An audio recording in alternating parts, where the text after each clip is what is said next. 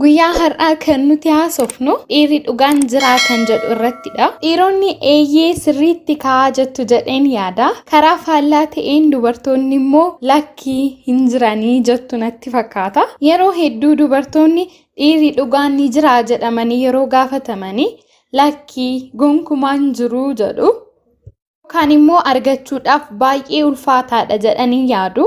Karaa faallaa ta'een immoo dhiironni yeroo gaafatamanii tokkoon isaanii dhiira dhugaa akka ta'anidha kan isaan himani yookaan amanani. Egaa eenyummaa isaaniitii miti kan gaafatamu. Hariiroo keessatti akkamiinidha dhiirota dhugaa jedhamanii kan ibsamani. Yaada garaagaraa kan ta'e kunis yookaan immoo dhiiraa fi dubartoota gidduu uumamaan yaada garaagaraa ta'ee jiru kana maaliifidha kan uumame? Kanaaf egaa dhiironni dhugaan ani dhugaadha wanta jedhaniif osoo hin taane yookaan namni biraa wanta isaan dhugaadha jedhamee dubbatameef osoo hin taane gochaa isaaniitiin kan adda ba'an natti fakkaata. Dhiira dhugaadha jedhamee karaalee ibsamuu danda'u 8 waliin kan ilaallu ta'a.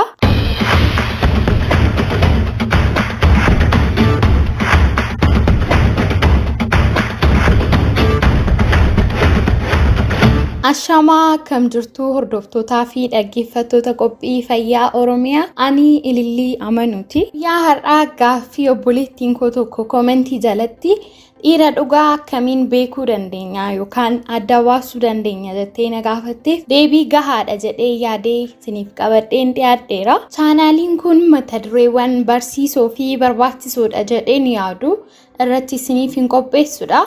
Keessumaa dubartootaaf wantoota fayyadan karaa saayikooloojii, karaa fayyaa fi karaa garaagaraa qophii irratti darbudha. Kanaaf egaa dhaggeeffattoonni qophii kana yaada qabdan, gaaffii qabdan komentii jalatti naaf barreessaa anis nan dubbisa. Gaaffii keessaniifis hangan danda'etti deebii ta'a jedheen wantoota yaadu qopheesseen isiniif nan dhiyeessa. Chaanaalii kana laayik, sheer gochuudhaan obboloota keenya biroo biraa akka qaqqabu gochuudhaan akkanumas sabskiraayib gochuudhaan maatii nuuf ta'an jedha. Gamanumaan gara qophii guyyaa har'aatti isiniin